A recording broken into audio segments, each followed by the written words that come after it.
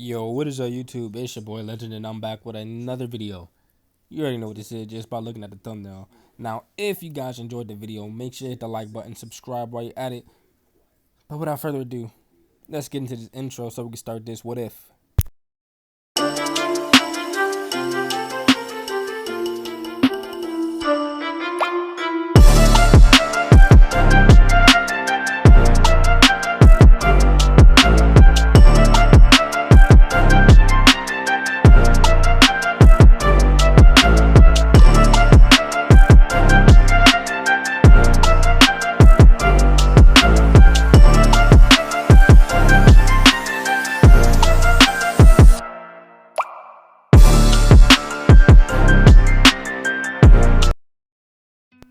Alright guys, we start this episode off in the Hidden Stone.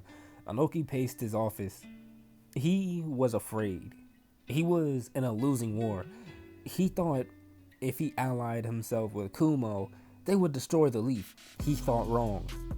He would take a step forward and then take 3 steps back. His shinobi got the achievement of abducting the Kazekage, but it cost them a lot of manpower. They succeeded in killing the leaf shinobi who came to rescue her, but none of his shinobi returned in the end. His shinobi succeeded in capturing a leaf Konoichi, but one person, a mere boy, entered his village, killed some of his ninja, destroyed a good chunk of his village with his summon, and got back both the Kazekage and Konoichi. He started to take a more defensive approach to this war, and he would only send out his top shinobi, which were very few thanks to the copy ninja and this new person, the vengeful Blur. He opened the bingo book as he read the information. Name: Naruto Uzumaki, rank Special Jonin, with S rank skill, age 16 to 17. Important information: holder of the Kyubi, specializes in speed taijutsu, wind and lightning based ninjutsu, highly proficient in the uses of tantos. Feats: known to have fought the 4th Raikage to a standstill with his former teammate Sasuke Uchiha until forcing him to retreat. Anoki slammed the book closed. It was the same person who summoned that thing in his village, but he had a plan. He turned to the door as Kuratsuchi walked in. She was a Jonin. A damn good one at that. Kuratsuchi, your mission is to go and assassinate the vengeful Blur. Use all that you must to complete this mission. Kuratsuchi went pale. Yes, she was arrogant, but a fool she was not. There was no way she would be able to complete this mission and be back alive in one piece. The only way that would happen is if she had intercourse with the boy until he was unconscious and then cut his throat, but he was in Jinchuriki. That wasn't happening at all. Time skip. 2 days later, Naruto and Ino were mapping out the perimeter of the village in a 3-mile radius. They had to go around the entire village. Currently, the two were getting close to the weaker side of the village behind the Hokage monument. Meanwhile, Killer Bee moved through the trees. He had a large group of Anbu level shinobi with him, dressed in blue and silver. A total of 20. Kiba ran next to B. Samui was at the rear, and Mabui, the Raikage's assistant, former S-rank assassin, took the middle. In all honesty, she was considered S-rank because she did whatever it took to get a job done. Even if it meant spreading her legs, she would do so. Her body count was high in the 30s, but she got the job done. If you had to rank her actual raw skill and not her seduction, she was probably the level of an Anbu captain. The entire platoon continued to move, making their way at a fast pace. They were not that far from Naruto and Ino's position. If they kept pace, they would meet them in the middle. Ino's head shot up, as did Naruto's. Ino started to shake. Naruto grabbed her by the shoulder. Ino, go back to the village, but go through the back of the monument. The second you see the back of the monument, flare your chakra wildly and break the genjutsu. There will be a house. Ask for Areya. Ino went off, moving as fast as she could. The Kumo ninja would reach Naruto before she even reached this Araya person. Meanwhile, Sasuke stood in a bedroom. He only had a few minutes before the Miss Shinobi came busting in. He stood in front of Ujiyo, who sat calmly on the bed. You do know I have to inform the Leaf of your presence, right? Sasuke shrugged. He didn't really care. He only wanted to know one thing. Is my name in the bingo book for missing ninjas? Ujiyo walked over to her bag as Sasuke's eyes traveled down. She was only in a crop top shirt and some really short polyester shorts, so the view was very nice. Sasuke Uchiha, S rank Nuke Nin, possessor of the Eternal Mangekyo Sharingan, known affinity, possibly all of them, known for using a sword, and specializes in ninjutsu and the use of ninja tools, pinpoint accurate with throwable objects. Known feats. He, along with his former partner, Naruto Uzumaki, beat the Raikage into retreating, taking his arm in the process. Approach with extreme caution. Ujiyo closed the book and looked at Sasuke. So, do you know who is most likely to come after me, if any? Ujiyo sighed. She was going to report all of this, but she would at least give Sasuke some time to run. I don't know, it may be a Sanin, Naruto, maybe. Hell, it could even be Kakashi or Guy. Sasuke nodded before his head snapped toward the door before he vanished, dispersing into a gust of wind. Seconds later, Miss Shinobi burst in with kunai at the ready.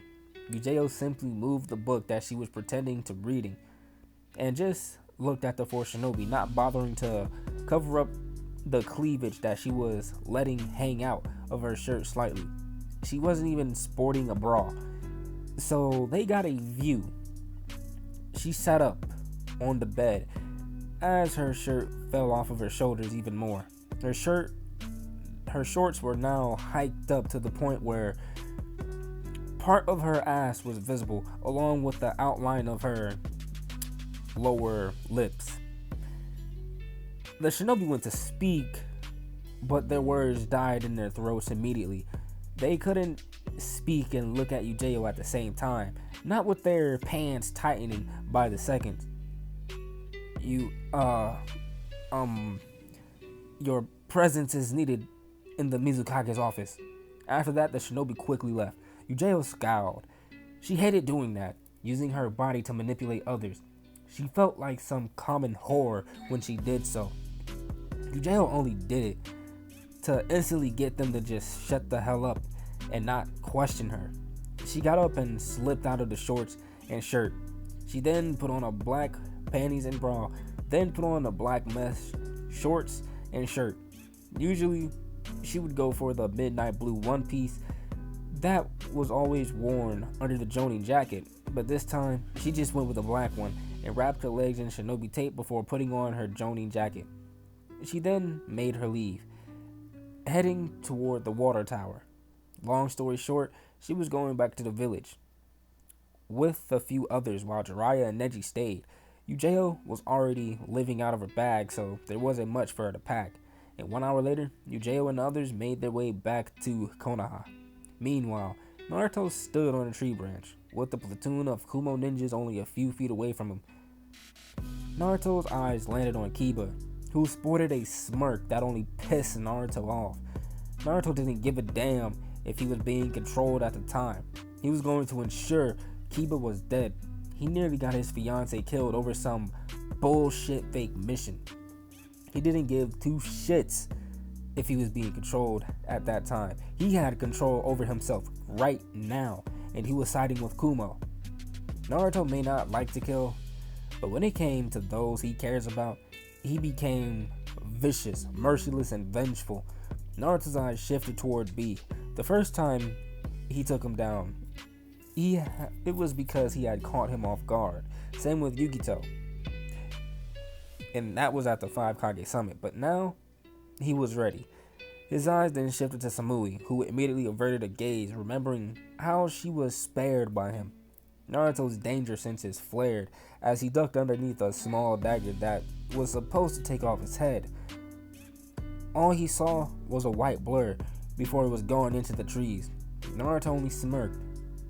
He was stronger, a lot stronger than he was at the summit. Naruto flexed his forearm muscles as his hidden blades extended from his wrist guards. Thank you, Tenten. You only made my taijutsu more deadly. Naruto jumped off of the branch that he was on, and B did the same. B became surrounded in red chakra while Naruto became coated in white lightning. B swung his arm as Naruto ducked. Naruto then jumped past B with his gaze focused on the traitor. He extended his arm as a blade from his wrist guard shot out, extending 8 inches past his palm, going straight for his neck. Naruto's eyes then shot to the left.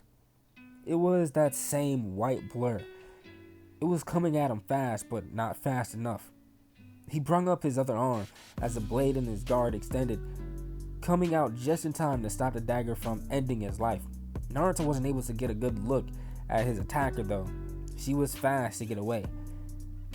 He could tell that she'd done this before.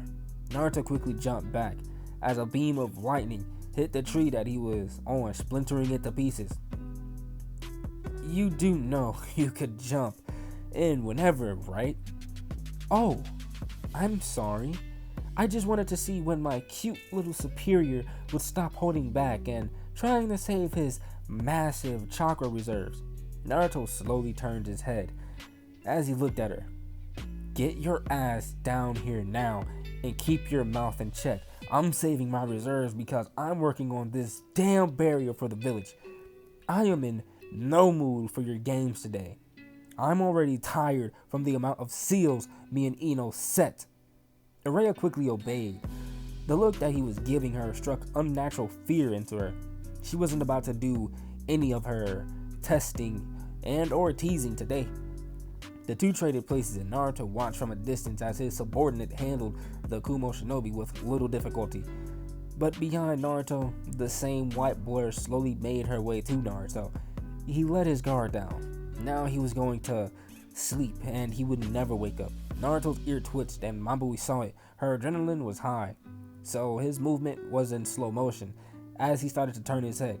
He could also see his right hand moving to his kunai pouch and his left hand come up as the blade extended out of the guard. She had no intention on fighting him head to head. She would lose. So again, she blurred away, only leaving a streak of white as Naruto finally finished turning.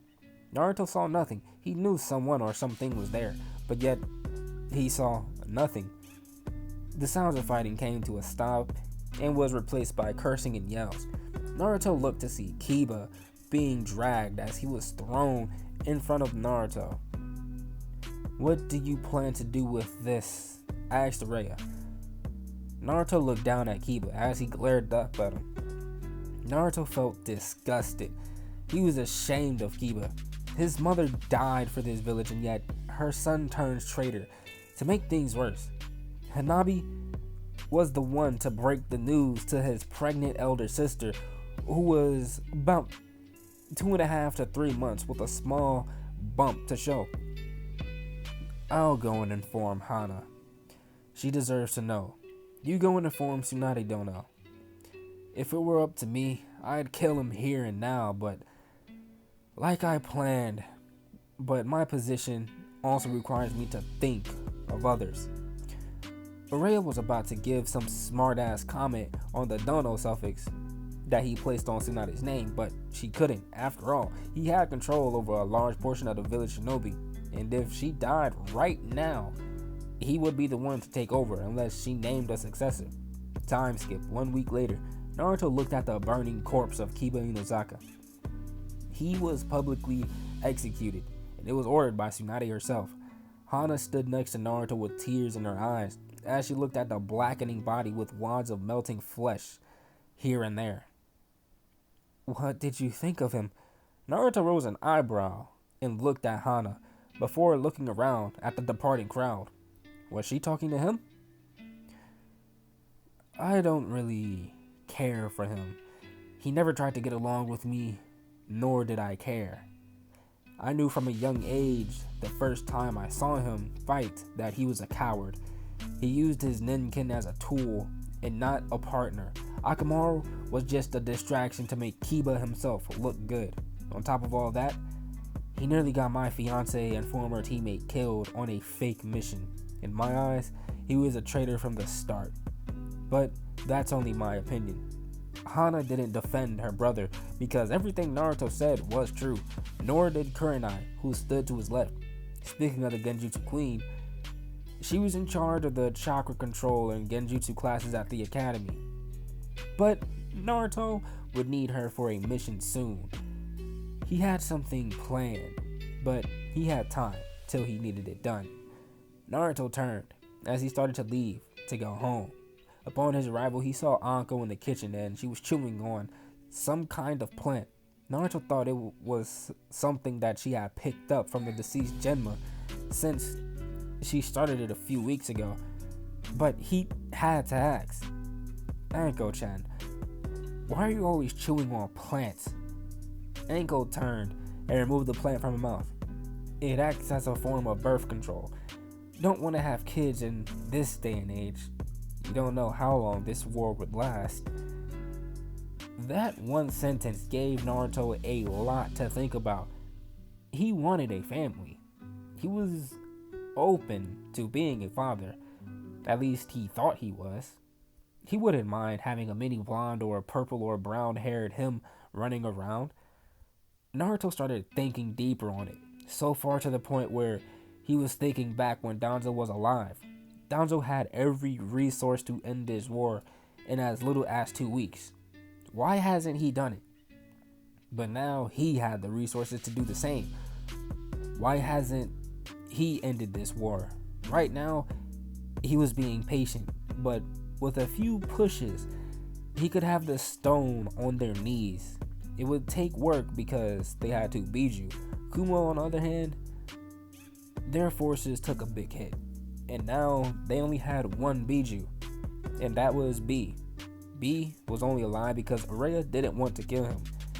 If she did, the 8 Tails would be free, and Naruto was already tired from making the village barrier. And for her to subdue the 8 Tails, she would have to expel 1 tail's worth of chakra to cast a genjutsu that would stop the Biju. That was the only downside of her dojutsu. She may have had the chakra reserves almost as large as Naruto's, with chakra control that rivals Tsunade's, but it took far more chakra to cast genjutsu. Naruto was going to end this war. In his opinion, it was pointless. But he knew what he was going to do. Kumo is mainly composed of lightning and fire type users, with some wind users in the mix. He already knew who he wanted to bring with him to destroy all of their outposts. He would bring Sai for aerial support, Guy for close range pressure, Kakashi for the wide range of his ninjutsu arsenal, Shikamaru for the strategy, Choji as the tank, Yujeo as the stealthy killer, and himself for brute force. Naruto turned and ran out of the house, confusing Ino and Tamari, who just walked into the room. Anko was confused. They went from talking about kids and birth control to him running from the house. Meanwhile, in a Chunin's bedroom, he was having the best day of his life. He was getting laid. The Chunin was Iruka, one of the academy teachers. Yes, there you go, Iruka-kun. Yes, go deeper. Alright, fam. You already know what's happening. So, I'm not about to read any further than that. So, I'm going to skip forward a couple of sentences. Then I'm going to continue.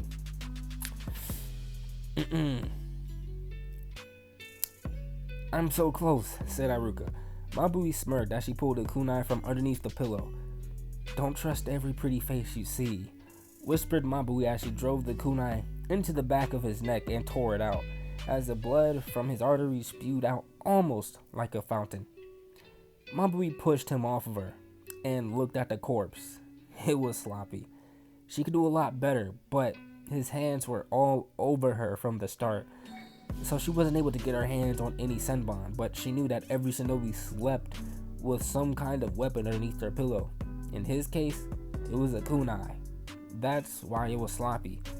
Now she had to dispose of the body. But how she got here was just amusing. She didn't even sneak into the village. It had no barrier, so she just walked right in. Mabui jumped into the shower. She already knew how to dispose of Iruka. It was a shame that he was a leaf shinobi. He was the type that she would actually consider marrying. A real gentleman. He wasn't even the one who initiated the intercourse. She was. But once she gave him the okay for the third time, he just couldn't keep his hands off of her. A tear rolled down her face as she wiped it away. She hated her job. She just wanted to be a normal woman. Hell, she'd have no problem just being a civilian. But she was born in Kumo, so the Raikage had other plans for her.